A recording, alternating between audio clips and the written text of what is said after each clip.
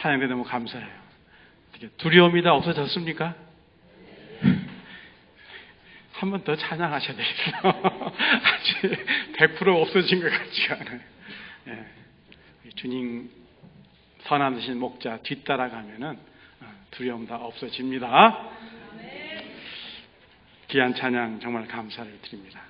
오늘은 예수님의 수세 주일, 예수님이 세례받으심을 기념하는 주일인데요. 전 세계 개신교 교회는 주현절 후에, 주현절은 1월 6일입니다. 주현절 후 첫 번째 주일을 예수님이 요단강에서 세례받으신 주일로 지킵니다. 예수님은 요단강에서 세례 요한에게 세례받으심으로 공생애를 시작하셨습니다. 그런데 우리가 알기로 요한의 세례는 죄 용서를 위한 회개 세례인데 죄 없으신 예수님이 왜 세례를 받으셨을까? 궁금하잖아요. 죄 없는데 왜 회개 세례 예수님이 받으시려고 했을까? 예수님이 세례 받고자 하심은 예수님께서 세례 요한에게 말씀하셨듯이 하나님의 의를 온전히 이루기 위함이었습니다. 씻음받아야 할 죄가 있어서가 아니라 이루어야 할 하나님의 의가 있기에 예수님은 세례 받으셨어요. 그게 뭐냐면 사람으로 이 땅에 오시어서 철저히 죄인의 자리에 서셨어요. 예수님은. 그래서 그 하나님의 의를 온전히 이루기 위해 죄인 중에 하나로 자신을 간주하시고 죄 사함의 세례를 받으심으로 밑바닥까지 내려가신 것이죠. 예수님은 우리를 구하기 위해 죄인의 자리로 내려가심을 조금도 망설이지 아니하셨습니다. 그런데 우리가 사도행전 10장을 보면은 이 구원의 복음이 이스라엘 사람들, 유대인의 경계를 넘어서 이방인에게까지 전파되는 하나님의 새로운 일이 벌어집니다. 그 첫 번째 이방인이 누구냐면 가이사랴에 있던 로마 백부장 고넬료입니다. 그러니까 성경을 읽다 보면은 가이사랴라는 지방이 또 나오죠. 예수님께서 너희는 나를 누구라고 하느냐? 바로 빌립보 가이사랴 지방에 있었을 적에 예수님께서 제들에게 물으시죠. 그때 베드로가 주는 그리스도시요 살아계신 하나님의 아들이시니라 고백했던 그 장소가 바로 가이사랴 빌립보 지방입니다. 그런데 그 가이사랴하고 고넬료가 살고 있던 가이사랴하고는 다른 지역입니다. 베드로가 신앙 고백했던 그 가이사랴 빌립보 지역은 저 헐몬산 밑에 갈릴리와 헐몬산 그 사이에 있는 지역이고요.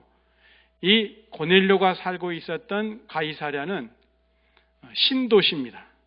헤롯 대왕이 로마 황제 가이사를 기념하기 위해서 신도시를 지중해 해변에다가 세웠습니다.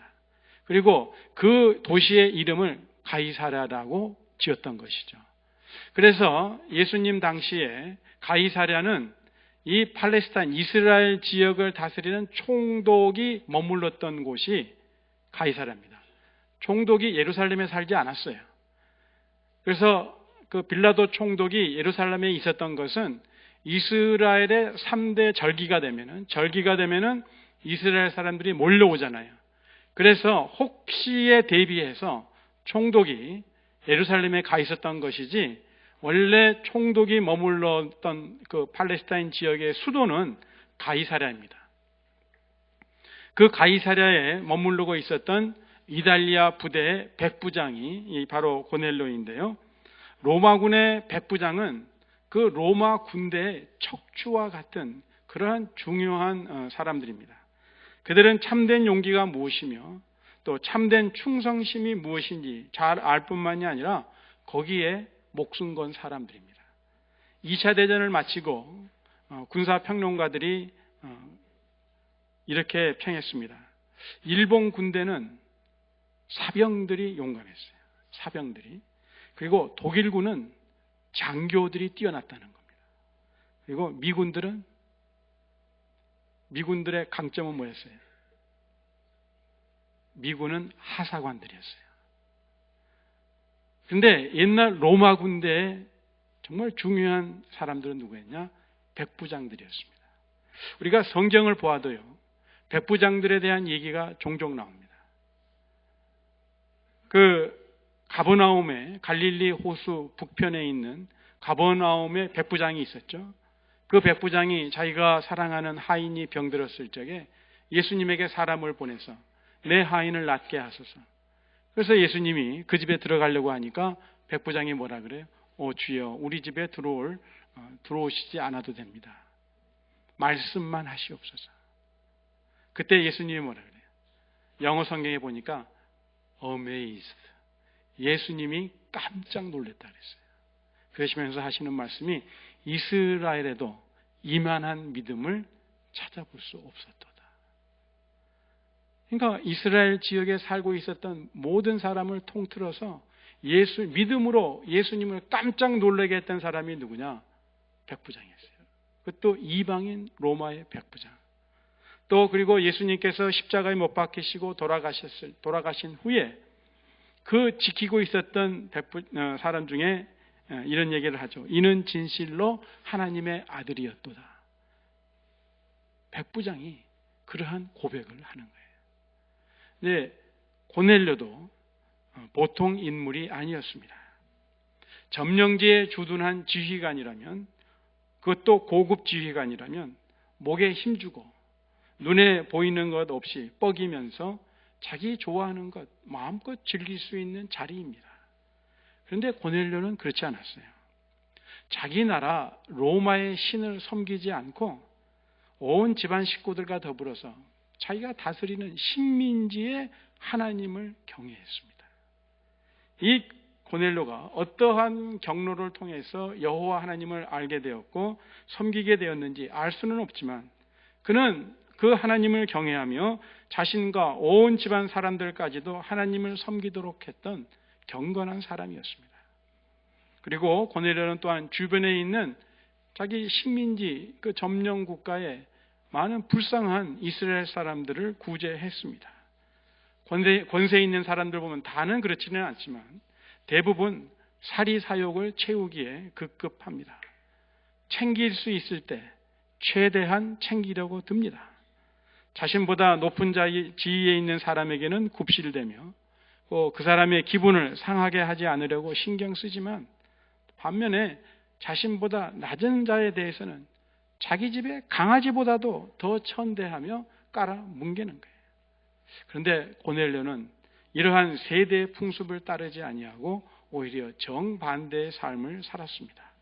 그리고 그는 하나님께 항상 기도하는 사람이었어요. 유대 사람들은 하루에 3번, 아침 9시, 그다음에 정오에, 그리고 오후 3시에 3차례에 걸쳐 하나님께 기도를 드립니다.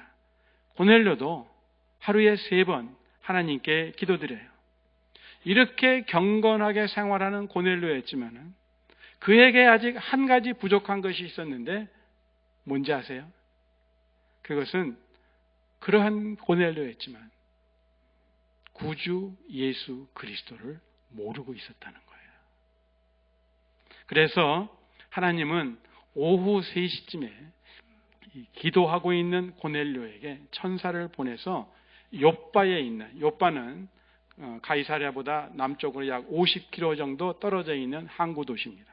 그 욥바에 있는 베드로를 청하라고 분부하십니다. 우리가 이러한 사건을 통해서 깨닫는 것이 하나 있어요. 뭐냐면은 구원의 복음 전파는, 구원 복음의 전파는 꼭 사람을 통해서 전하게 하신다는 것을 알 수가 있어요. 바울이 되기 전 사울의 경우에도 주님께서 직접 말씀하실 수 있어요.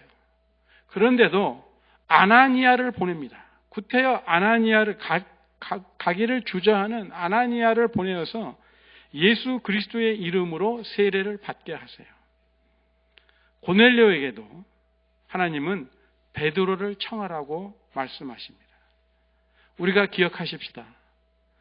구원을 얻는 복음을 전파하는 일은 사람에게만 주신 특권입니다. 천사가 고넬료에게 예수를 믿으라 말할 수 있어요. 그런데 구태여 베드로를 청하라고 그래요. 왜 그러느냐? 복음 전파는 구원받은 자에게 주신 하나님의 특권입니다. 그러면 왜 천사는 구원 얻는 복음을 전파를 시키지 않으시는가? 그것은요, 천사는 구원받은 기쁨이 없어요. 천사는 구원의 감격을 모릅니다. 그들은 죄를 지은 적이 없잖아요. 죄를 짓고 타락한 천사들은 다 하나님께서 쫓아내셨잖아요. 그렇기 때문에 하나님의 분부를 받는 천사들은 구원의 감격이 뭔지, 구원의 기쁨이 뭔지를 알 수가 없어요. 자기네들이 경험해보지 못했기 때문에. 그런데 우리 믿는 자들은 어때요? 죄에서 용서함 받은 그 감격과 구원 얻은 기쁨이 우리에게 있거든요. 그렇기 때문에 하나님께서 예수 믿는 자들에게만 구원 얻는 복음 전파의 특권을 허락하시는 거예요. 그래서 고넬료에게 베드로를 청하라고 명하시는 것이죠. 천사의 말을 듣고 이 고넬료가 사람을 베드로에게 보냅니다. 한편 고넬료에게 천사를 보내어서 베드로를 청하라고 말씀하신 그 분부하신 하나님은 이번에는 베드로를 찾아가시는 거예요. 그때 베드로는 정오 기도를 드리기 위해서 지붕 위에 올라갔는데 기도 중에 환상을 봐요. 하늘이 열리면서 보자기가 땅으로 내려오는데 그 보자기 네 기퉁이가 이렇게 하늘에 매달려 있어요. 그리고 그 보자기 안을 들여다보니까 각종 네 발 가진 짐승들과 또 벌레, 곤충들과 그리고 새들이 거기에 가득 차 있습니다. 그때 하늘에서 소리가 베드로에게 들려옵니다. 베드로야, 일어나 잡아먹으라. 정오 때쯤이니까 베드로가 배고팠을까요? 배가 불렀을까요? 배가 고팠어요. 일어나 베드로야 잡아먹으라. 근데 베드로가 대답합니다. 주여, 그럴 수 없나이다. 속되고 깨끗하지 아니한 물건을 내가 언제든지 먹지 아니하였사옵나이다. 내가 지금까지는 속된 것은 먹지 않았습니다. 그랬더니 소리가 또 들려옵니다. 하나님께서 깨끗게 하신 것을 너가 속되다 말하지 말라. 우리가 잘 알듯이 유대인에게는 음식 규정이 있습니다. 그래서 먹을 수 있는 것과 먹어서는 안 되는 것이 구분되어 있죠. 예를 들면은 발굽이 갈라지고 또한 되새김질하는 짐승은 먹을 수 있지만 그렇지 않은 짐승의 고기는 먹을 수가 없어요. 그래서 돼지는 굽은 갈라져 있지만 되새김질을 안 하기 때문에 유대인들은 돼지고기를 먹어서는 안 됩니다. 그래서 베드로가 그런 것들 내가 먹을 수 없다고 대답했는데 하나님의 말씀은 하나님께서 깨끗게 하신 것을 너가 속되다 하지 말라는 것입니다. 그러면서 하나님은 먹으시라 그러고 베드로는 뻗땡기고요. 이런 똑같은 환상이 3번 반복이 됩니다. 환상에서 깨어난 베드로가 그것이 어떠한 의미가 있는지 깨닫지 못해서 생각하고 있을 때 고넬료가 보낸 사람이 베드로가 머물고 있는 그 집에 도착을 했습니다. 그리고 베드로를 찾는 거예요. 그때 성령께서 베드로에게 말씀하십니다. 2 사람이 너를 찾으니 일어나 내려가 의심치 말고 함께 가라. 내가 저희를 보내었노라. 이제 하나님께서 새로운 일을 시작하시려는 순간입니다. 그러면 베드로가 본 그 환상에서 베드로가 먹기를 거절했던 짐승과 벌레 그리고 새들은 과연 무엇을 의미하는 것일까? 그것들은 이방인을 의미합니다. 이제 하나님께서 이방인들에게도 하나님의 구원의 복된 소식을 전하시겠다는 것이죠. 구원의 은총이 이방인에게 비추어지는 새로운 일을 행할 때가 되었고 이제 그 그릇으로 첫 번째 그릇으로 베드로를 사용하시겠다는 겁니다. 그런데 하나님께서 새로운 일을 시작하심에 자꾸 브레이크가 걸리는 거예요. 자꾸 걸림돌에 걸리는 거예요. 뭐예요? 그것은 베드로의 고정관념이요 편견과 고집이었습니다. 그러한 베드로를 하나님께서 지금 깨뜨리시는 거예요.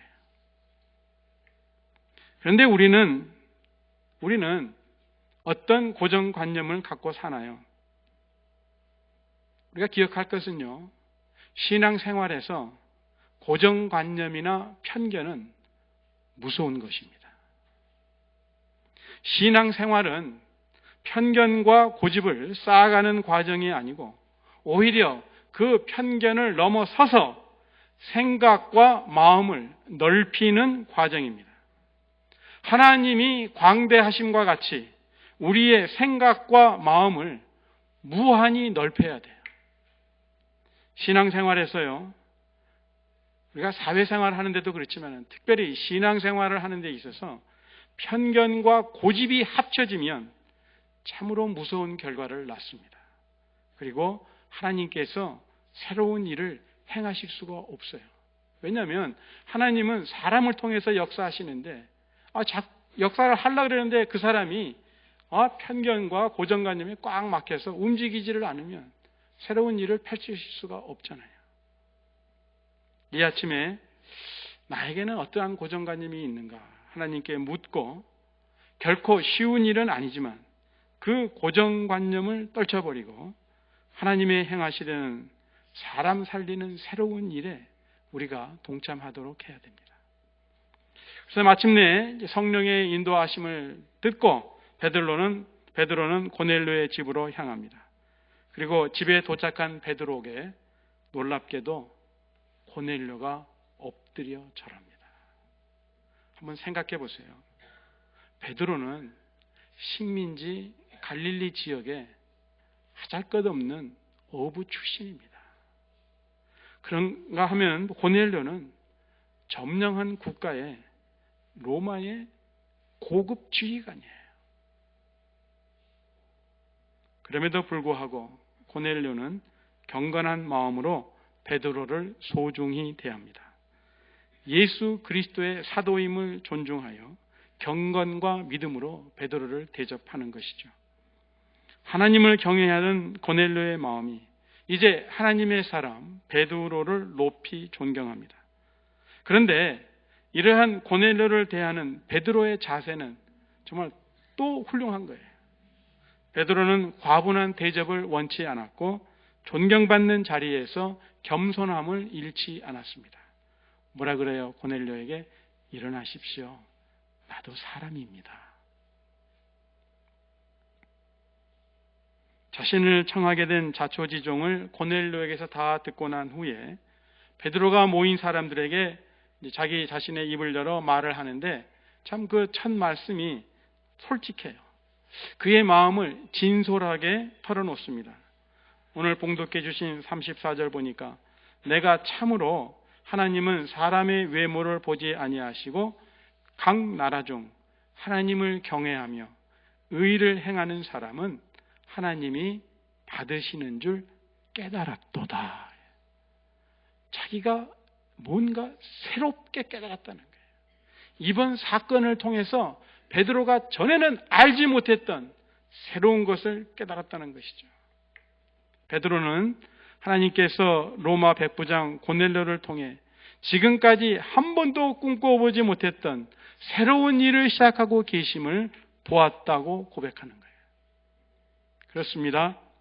사람의 외모를 취하지 아니하시는 하나님께서 베드로와 고넬료를 통해 새로운 일을 시작하셨는데 그 하나님은 오늘도 변하지 아니하시고 우리를 통해 새로운 일을 시작하십니다. 그런데 교회에서 사람을 차별 대우하면 하나님께서 새 일을 행하실 수가 없습니다. 두 눈 뜨고 살아가는 우리들에게 쉬운 일은 아니지만 교회 안에서 사람의 외모를 보고 그 외모 때문에 사람을 차별 대우하지 말아야 할 것을 나중에 야고보 사도가 그의 편지에서 이렇게 말합니다. 야고보서 2장 9절입니다. 만일 너희가 사람을 차별하여 대우하면 죄를 짓는 것이니. 여러분, 사람 차별 대우하는 거 죄입니까? 죄가 아닙니까? 분명히 죄라고 성경은 우리에게 가르치고 있어요. 만일 너희가 사람을 차별하여 대하면 죄를 짓는 것이니 율법이 너희를 범법자로 정죄하리라. 그러니까요, 우리가 미국 와서 살면서, 그러니까 영어로 discrimination이라고 그러죠. 우리 피부 색깔이 이렇게 노랗고, 그 다음에 영어를 잘 못하기 때문에 정말 사람 대접 못 받을 때가 한두 번이 아니었잖아요. 아마 그렇게 우리를 차별 대우했던 사람들 분명히 하나님께서 나중에 혼내주실 줄로 믿습니다. 그러니까 너무 속상해하지 마세요. 나중에 하나님께서 분명히 손봐 주실 거예요. 여기 보니까 죄를 짓는 것이라 그랬거든요. 바울 사도도요, 갈라디아서 3장 28절에서 말씀합니다. 너희는, 믿는 자들에게 말씀하는 거죠. 너희는 유대인이나 헬라인이나 종이나 자유인이나 남자나 여자나 다 그리스도 예수 안에서 하나이니라. 그러니까 차별 대우하면 돼야 안 돼요? 사람을 구별하면 되게 안 돼요? 안 된다는 것이죠. 그러니까 교회 안에서는 성부와 성자와 성령의 이름으로 세례받은 자는 어느 누구에 대해서든지 차별 대우하는 삶을 살아서는 안 됩니다. 하나님이 행하시는 새 일을 깨닫고 난 베드로가 모여있는 사람들에게 말씀을 전합니다. 고넬료에게 아름다운 태도를 보이며 사람들과 하나님 앞에서 겸손한 베드로, 그의 설교 또한 간단하면서도 능력 있는 설교였습니다. 우리 생각에 그런 생각 들지 않아요? 베드로가 설교할 적에, 전에 예수와 내가 같이 있을 때 나는 이런저런 신비한 체험을 했고 또 말씀을 들었고 보았노라고 자랑할 만도 한데, 베드로는 그리스도만 전합니다. 베드로가 전한 설교의 중심은 오직 그리스도 예수입니다. 베드로의 설교는 오직 예수님의 인격과 사역에 맞추어져 있습니다. 예수님께서 갈릴리에서 행하신 사역과 마귀에게 억눌린 모든 자들을 치유하신 일, 그리고 십자가의 죽음과 부활, 또한 장차 심판주로서 다시 오실 예수님, 이 예수로 말미암아 누구든지 죄 사함을 받는다는 말씀이었습니다. 제가요, 오늘 봉독해 주신 말씀을 제가 읽어봤어요. 시간이 얼마나 걸리는가. 그러니까 베드로의 설교는, 고넬료 집에서 행했던 베드로의 설교는 제가 재보니까 딱 2분이었습니다.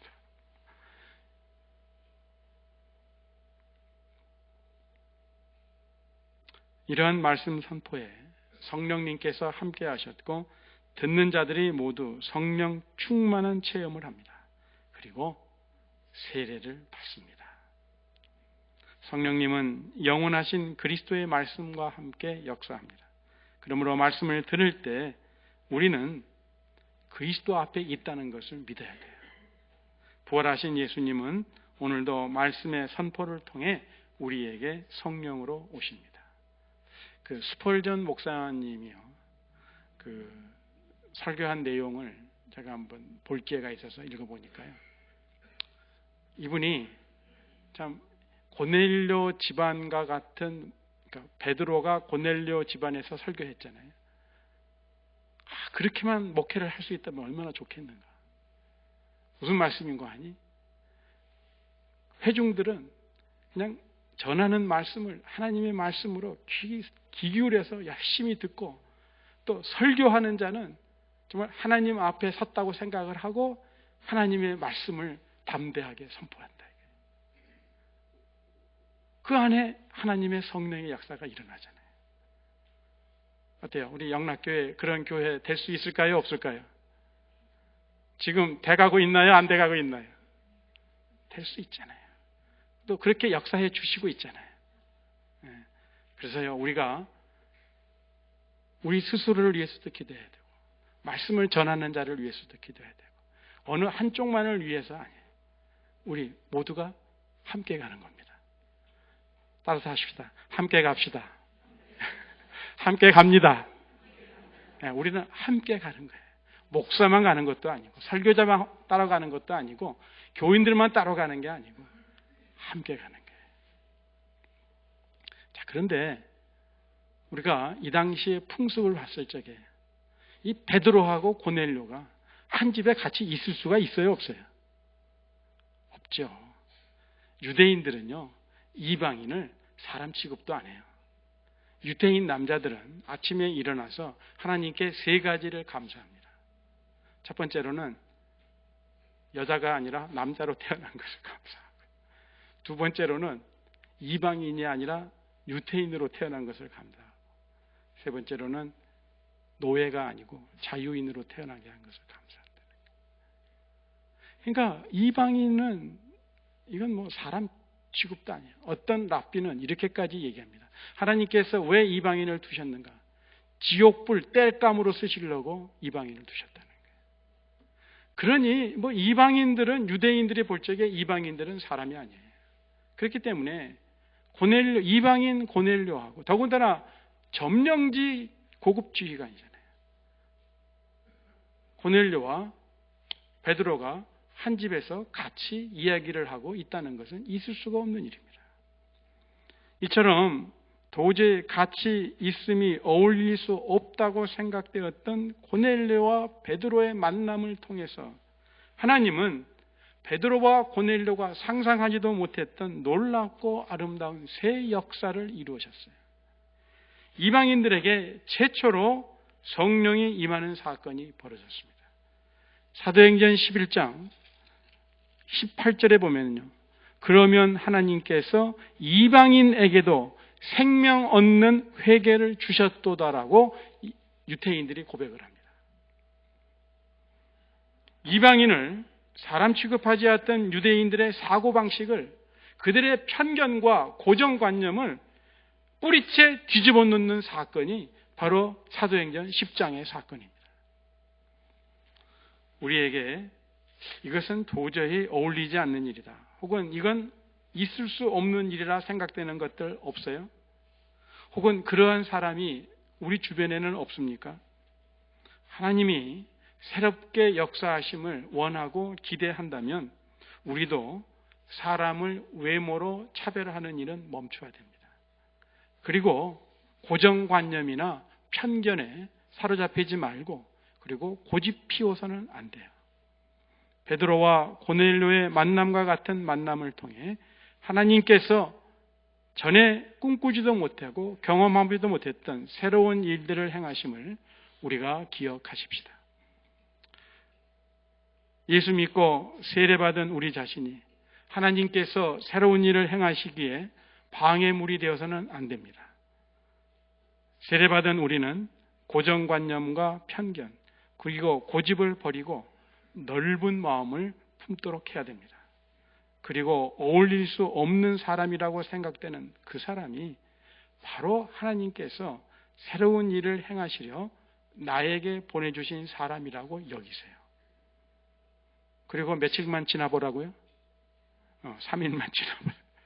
분명 놀라운 일을 경험하게 됩니다. 우리는 초등학교라 그러죠, 요즘은. 국민학교 때 그 제비와 왕자, 안데르슨 동화인가요? 그 얘기 다 아시죠? 제비와 왕자의 이야기.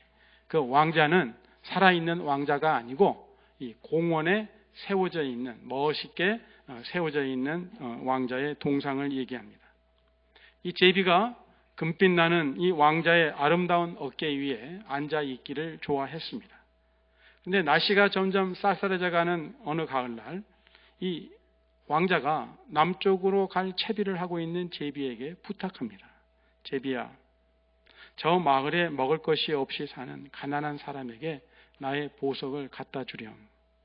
제비는 왕자의 칼에 꽂혀 있는 값비싼 보석을 물어다가 그 사람에게 갖다 주었습니다. 돌아온 제비를 보고 왕자는 미소를 지었고 제비는 기뻤습니다. 그 다음날 또 떠날 채비를 하는 제비에게 왕자가 부탁합니다. 나에게 있는 이 금빛 훈장을 저 불쌍한 어린 소녀에게 갖다 주렴. 이렇게 해서 제비는 겨울이 오는 줄도 모르고 왕자의 심부름을 부지런히 힘을 다해서 수행을 합니다. 마침내 어느 추운 겨울날 제비는 왕자의 발 아래 싸늘하게 식어버렸습니다. 그리고 그토록 찬란하게 아름다웠던 왕자의 동상은 볼품없는 잿빛 납덩어리로 남게 되었습니다. 우리가 다 아는 얘기죠. 세상의 구주요 왕이신 예수 그리스도는 우리에게 이 왕자와 같은 분이십니다. 예수님은 죄인인 우리를 의롭게 하시려고 십자가에서 우리 대신 죄인이 되셨고, 가난한 우리를 부욕해 하시려고 우리 대신 십자가에서 가난하게 되셨으며, 또 저주 아래에 있던 우리가 복이 되게 하시려고 우리 대신 십자가에서 저주가 되셨습니다. 그리고 왕자의 그 귀한 보물들을 가난하고 힘들게 살던 사람들에게 물어다 준 제비는 정말 이름 없이 죽어갔듯이 주 예수 그리스도의 화평의 복음을 전했던 베드로와 믿음의 사람들도 이름 없이 빛도 없이 사라져갔습니다. 그러나 그들의 삶은 영원히 빛나고 있습니다. 오늘도 아무도 차별하지 아니하시고 새로운 일을 행하시는 하나님은 우리 가운데서도 새로운 일을 행하시고자 하십니다. 성부, 성자, 성령의 이름으로 세례받은 우리도 고정관념과 편견을 벗어놓습니다. 차별 대우와 고집을 내려놓고 말씀대로 순종합니다. 그리하면 하나님께서 우리를 통해서 새로운 일을 역사하심을 체험하게 될 것입니다. 기도하십시다.